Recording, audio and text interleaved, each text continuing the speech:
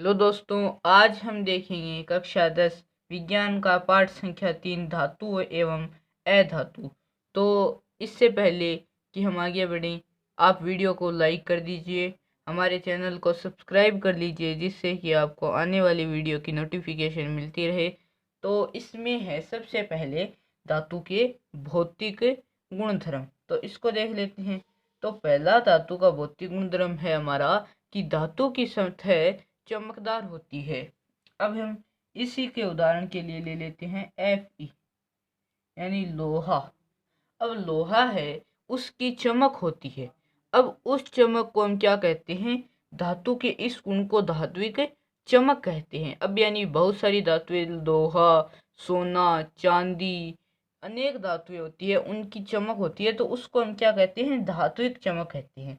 फिर आता है टॉपिक नंबर 2, धातुएं क्या होती है? कठोर होती हैं। तो इसका क्या होगा कि धातु कठोर होती है। ठीक है, अब आपने लोहा ही ले लिया मानो, तो लोहे का क्या होगा? अगर हमें लोहे को देखेंगे तो वह क्या होता है? कठोर होता है, मुलायम तो नहीं होता। ये अभी हमें पता चल जाता है। फिर हमारा नंबर 3 टॉपिक है कि धातु को पीट कर उसकी चादर बनाई जा सकती है, आघातवर्धनता कहते हैं। अब धातु होती है हमारी, यानी हमने लोहा ही ले लिया, अब उसको हम पीटेंगे तो उसकी चादर बन जाएगी, जो कि बहुत सारे कामों में काम आती है। जैसे कि गेट बनाना हो गया, गेट में चादर लगती है, लोहे का गेट होता है उसमें। तो ऐसे धातुएं होती हैं, उनको हम पीट सकते हैं और पीट को उसको चादर बनती है, उसको क्या कहते हैं?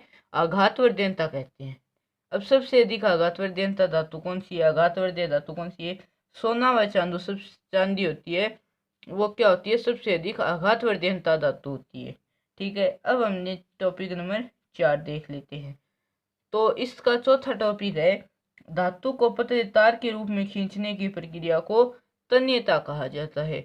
अब आपने कई लोहे के तार देखे होंगे जिसको कई कामों में यूज लिया जाता है, जैसे कि कोई तार बांधना, कोई अन्य सामग्री कस के बांधनी, या कोई भी अन्य अधिक कामों में काम लिया जाता है। अब आप देखोगे कि इसका अपवाद क्या? अपवाद नहीं, वैसे तो ये अच्छी बात है कि 1 ग्राम सोना होगा, यानी हमने 1 ग्राम सोना लिया, उसको हम खींचेंगे तो उसका पूरा 2 किलोमीटर लंबा तार बन जाएगा।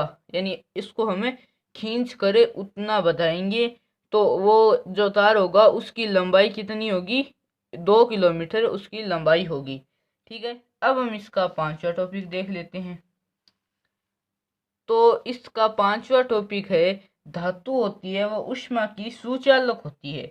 अब आपने देखा होगा कि आपके घर होते हैं, उनमें जो बिजली आती है, अब वो किस में आती है? धातुओं के तार में आती है, जैसे कॉपर या सिल्वर। अब सबसे अधिक जो ऊष्मा चलती है, नहीं ये ऊष्मा का है, विद्युत का नहीं है, तो इसमें क्या है? धातु की ऊष्मा की सुचालक होती है, यानी धातुओं होती है वो ऊष्मा की क्या होती है? सुचालक होती है। मतलब हम घर में जो भी बर्तन यूज करते हैं, कई बर्तन या सारे बर्तन धातु के ही होते हैं। क्यों? क्योंकि उन धातुओं के बर्तन का हम क्या कर सकते हैं?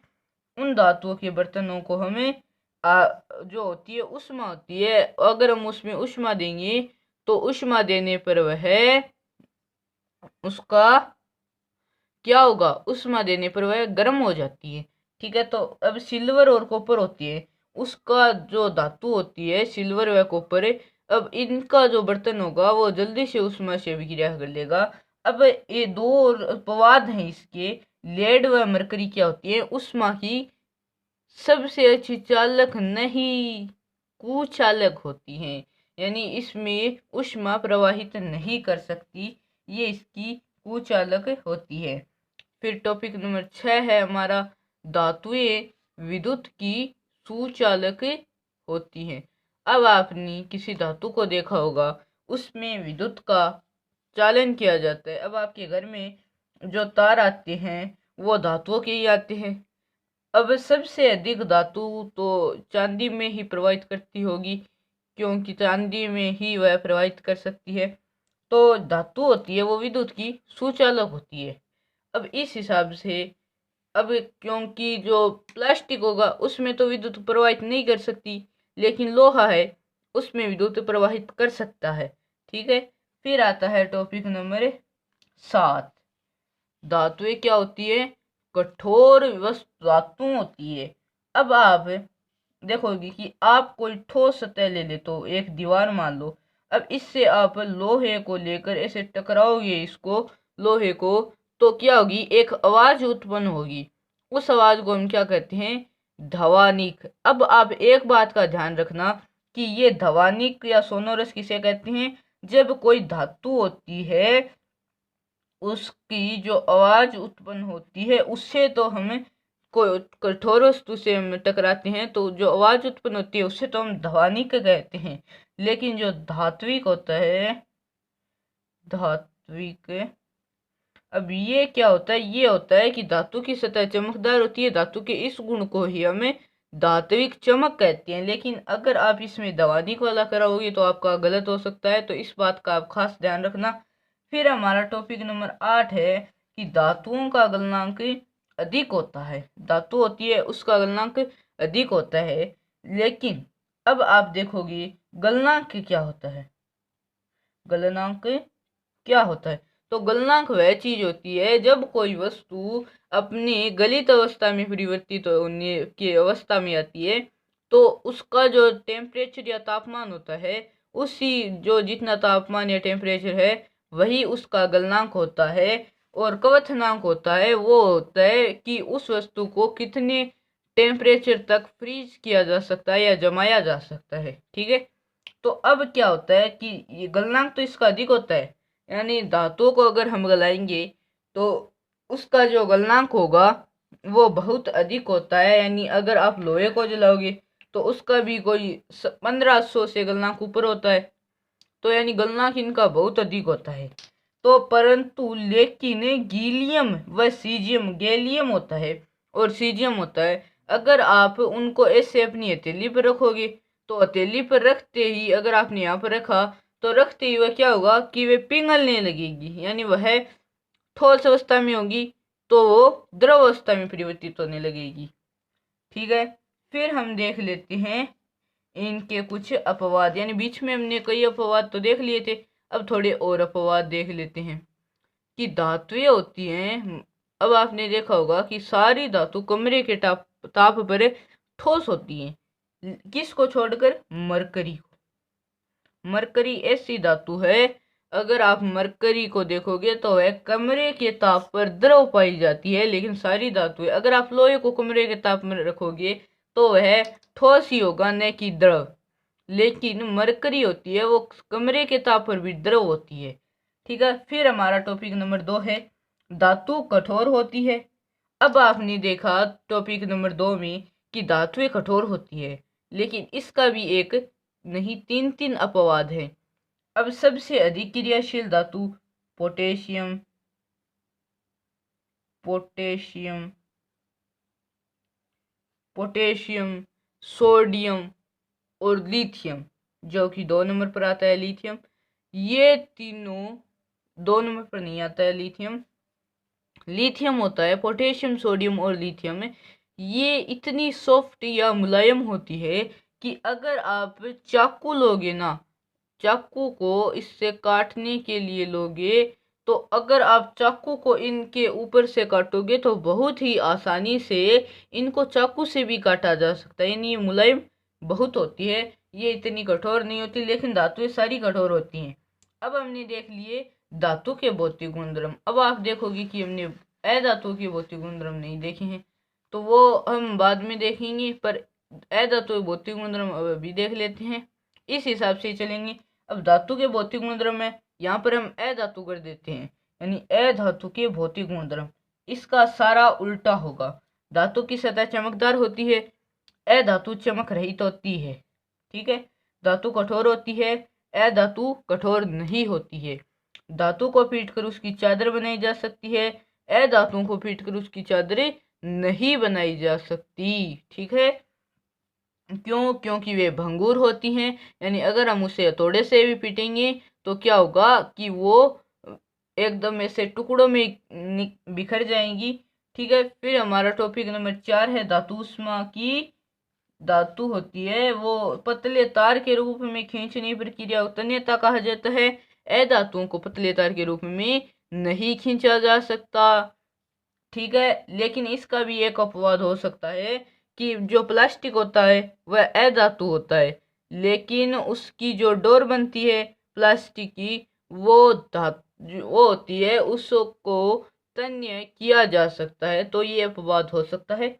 फिर है नंबर 5, धातु ऊष्मा की सुचालक होती है परंतु अधातु होती है वो ऊष्मा की कुचालक होती है। ठीक है। फिर आता है नंबर 6 पर। तो नंबर 6 है कि धातु विद्युत की सुचालक होती है। इसमें हो जाएगा अधातु विद्युत की कुचालक होती है। यानी अगर आपको प्रश्न आए कि धातु और अधातु के भौतिक गुणधर्म, तो वो पहले हमने देखे थे, उसके सारे उल्टे हो जाएंगे। फिर है धातु को किसी कठोर वस्तु से टकराने पर आवाज उत्पन्न होती है, अधातु को किसी कठोर वस्तु से टकराने पर आवाज उत्पन्न नहीं होती है। फिर है धातुओं का गलनांक अधिक होता है लेकिन अधातुओं का गलनांक कम होता है। ठीक है। अब ये कुछ मेन टॉपिक थे, इसमें अगर आप 5 भी कराओगे तो आपको नंबर मिल जाएगी। अगर प्रश्न थोड़े ज्यादा अंकों का है तो आप ये पूरा लिखाना, वरना आप थोड़ा ही लिखोगे तो आपका पूरा काम हो जाएगा। ठीक है। फिर हम आते हैं नीचे। फिर है यहाँ पर अधातु।